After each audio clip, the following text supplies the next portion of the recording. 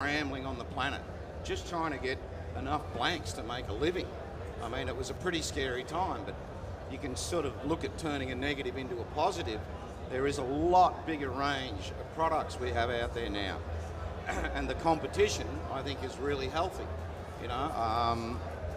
And I've always gone, okay, for me the design's the most important, and I like to design stuff and add the technology later, you know. And what we're seeing now is, I think we've got a lot better blanks now. I think the blanks hold up a lot better.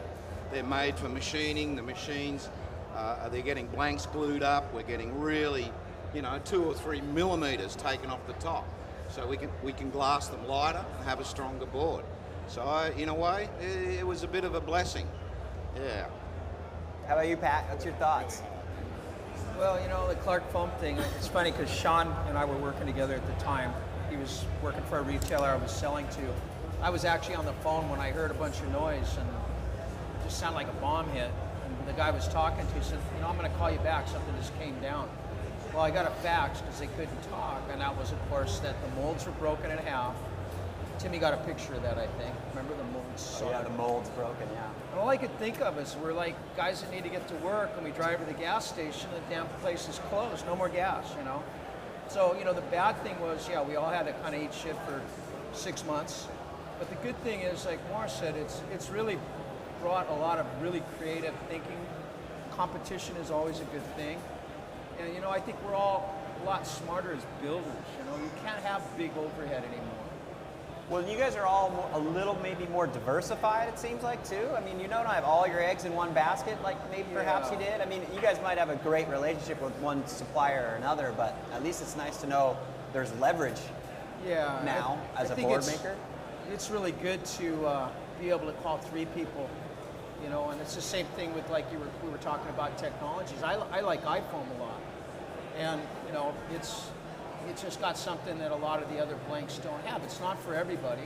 It's a nightmare to work with, but I think what's really coming down the pipe here is the guys that got a story to tell, we were just talking about that this morning, that have a product that's unique in either service, or maybe it's beautiful, or maybe it's just got inherent worth because it's wood, or like Tomo's stuff, really different, but yet very functional. You know, it's all going to work. It's just the guys that seem to know where their boards are going, what's the current economic picture, what are we doing here, what's going to happen, you know? Yeah. Are you experimenting much, Jon, with different stuff? It's kind of interesting here. Whenever I come to the mainland, I come to California, and I look around, like, everyone's doing all this different stuff. It's so easy here. There's so many different glass shops doing so many different kinds of things. In Hawaii, where we're building most of our boards, like, it's not that way. I mean, it's hard to find even some of the most simple, different things there, I'd say. So mostly I'm sticking to kind of basic, you know, the simple stuff. And I'm sticking to stuff that people want, which, I love seeing all this different stuff here. I come here and, like, all these different constructions and different stuff, but it's, and it's awesome in its own self. But for my business personally, at least, it's the majority of the people want a normal, regular surfboard that's that somewhat consistent feel to it, and they're not really kind of like, hey, what about, can you build it like this? I mean, I built some EPS stuff, and but it's pretty rare for me. Yeah. I'm kind of using what I really like and what people are liking, and especially in Hawaii, the boards, you're riding really good surf a lot. You're building, you know, boards for really good waves a lot of times there.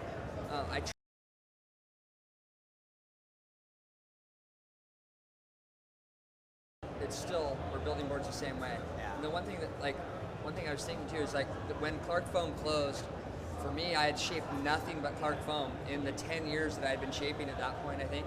And I am so glad that they closed. Not because of Clark Foam, but just that it broadened my whole deal. All of a sudden, I'm like getting foams from Australia, all this different stuff, and now, like, the foam I'm using that's made here, and it's unreal. The boards are so much better, and they just, I love it. So I'm really happy. It changed my whole deal. Now, there's obviously more non-polyester foam on the market today than there was, say, pre-Clark Foam closure. Because, you know, Sean, you guys do a lot of those mid-range, different types of boards, and I know myself, like, my fishes and whatever it is that I have in the middle, I want those things to last. So it's like I'll go epoxy or I'll go some, you know, composite technology or something that's maybe a little more. Is there a demand from the customer for a board to maybe last a little longer? Because that seems like something that we've improved upon. But is that a decent size of the market today, or does everybody want kind of like what John's after, like they want that's almost disposable board?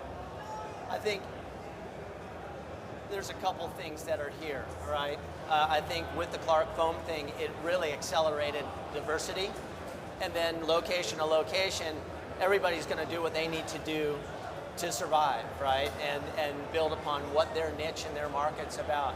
But as far as, you know, alternative materials, you know, for me, I really love to experiment, because you can take one design and have a lot of different personalities because of the way it's constructed.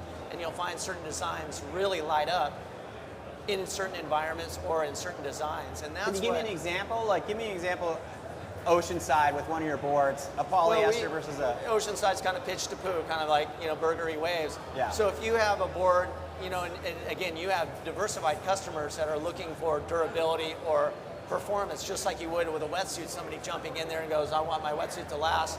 Then another guy goes, I don't care, I just want it to be flexible. Right. Same thing, you know, you've got surfboards that are the same way, and when you build the boards differently, you can target guys with a molded construction for durability or for that pop and spring out of different materials such as Kahana or the XTRs, or you know, mixing in, you know, different carbons or layups. You know, that's the exciting part. Cool. And Mark, obviously your range, are you dealing with different materials, or are you specifically one? Yeah, we have 9 different technologies now. Sheesh. So it's pretty interesting, all the way from like softboard technology, which comes from really high performance bodyboards, which is actually really interesting, EPP and spur technology and stuff like that. I think there's a lot of that stuff could be introduced into surfboards for a lot of different reasons, but the technology side of that is really interesting. But even like the future flexes and stuff like that, it pushes price up for sure. Like a lot of technology is pushing the price up. So sort of a lot of people want value for money there, so they do want their boards to last. And it's always the thing with the polyester board, that next wave you get could be the last one you're going to get on it. Yeah, so, exactly, yeah. you know, and that's a pretty big bet for a lot of people, because, you know, the world's not the most affluent place at the moment. So technology and value for money are interesting. Yeah. But I think technology and the future of design is really interesting, because once you start sort of making boards for the technology, then you've got some really good things going to happen, I think. Yeah, and Daniel, you know what, we're getting a little close on time, so I'll ask one more question. I'll start with this, because Donald Brink, who's around the building, I don't know, he's another young shaper, kind of like yourself, who's a great experimenter. He's doing some asymmetrics and stuff, and he started under Terry Martin. And he had this board the other day. It was like a 4-foot board that he would literally ride prone, get barreled, come out, stand up, rip on it. Like, it was just, and it had mix of materials and everything. Is it fairly limitless on where we can go still? Do you feel like we're narrowing the gap in terms of the technologies that we're experimenting, or are we still going to try to widen it a bit? Where do you think we're going? I mean, I think there's always room for like experimentation. I mean, there's certain designs, like design categories, that we kind of get to the pointy end, you know, pardon, yeah, of like, you know, short boards or whatever, where it's just we get down to the finer degrees. But I think there's all sorts of different materials and different categories of boards. Like you said, you can mess around with like almost Pipo style skim boards, or, you know, similar to what I'm doing, or short boards. I mean, there's always room.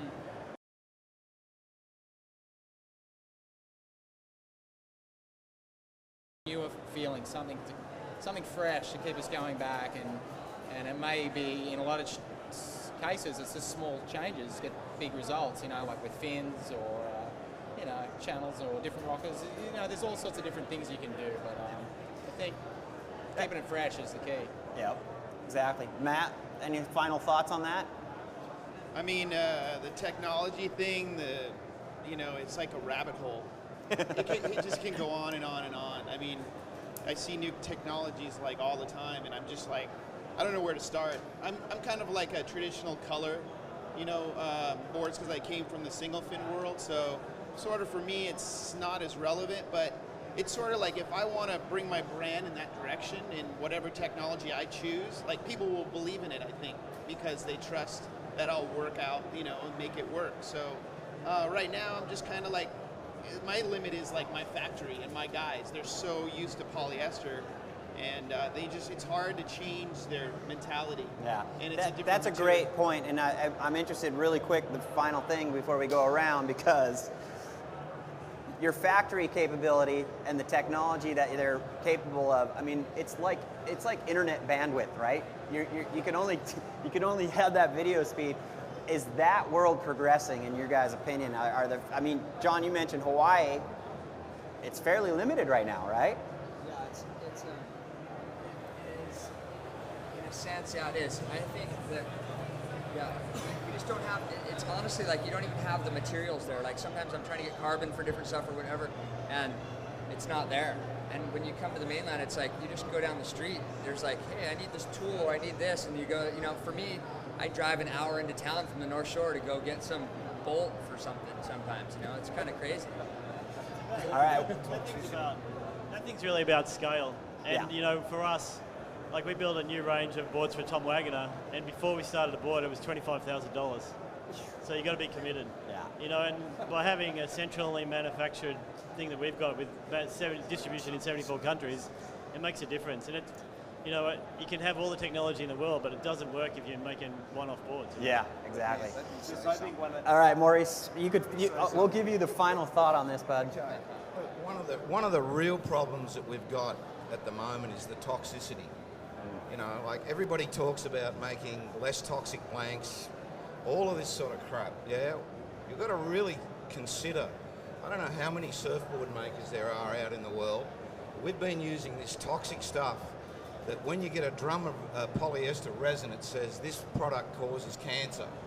And you know, I've been working with non-toxic epoxies for a while. I probably should have started a little earlier. And you know, I've got a lot of friends who are getting sick.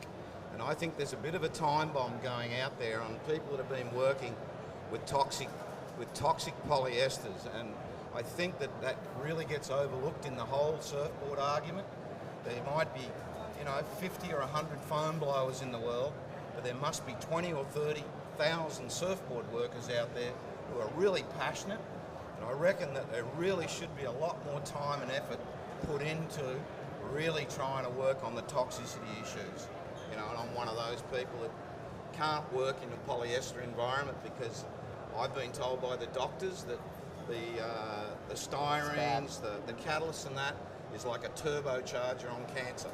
So You know what? I just think thought I'd throw that's that a great way to end this thing, because as much as all these advances that we've talked about and how open the market is, there's still so much room for progress, and that's a perfect place for it. So look, you guys, I really want to thank you, Maurice. That's a great point. Thank you guys all for joining us. I'm honored to be hosting this.